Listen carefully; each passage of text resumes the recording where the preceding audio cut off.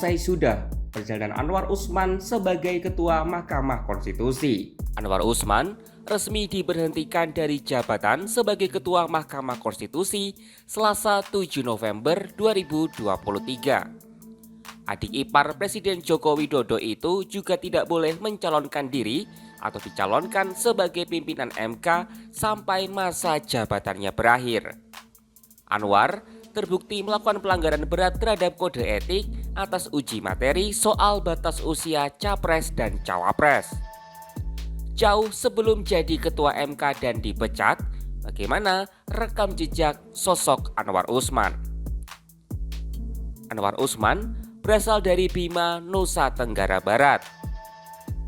Sosok pria kelahiran 31 Desember 1956 ini menempuh studi S1 di Fakultas Hukum Universitas Islam Jakarta, lalu melanjutkan studi S2 di Sekolah Tinggi Ilmu Hukum atau STIH IBLAM Jakarta, serta S3 di Universitas Gadjah Mada.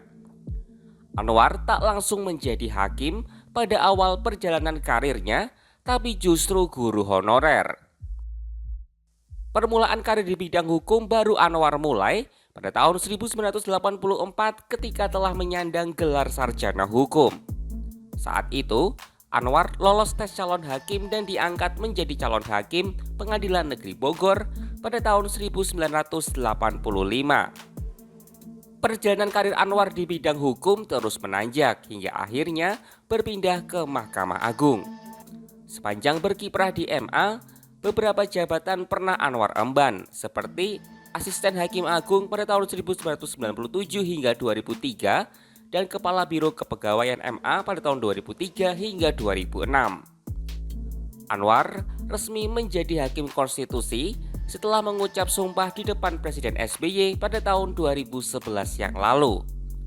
Anwar lalu terpilih menjadi Wakil Ketua MK selama 2 periode, yakni tahun 2015 hingga 2017 dan 2016 hingga 2018.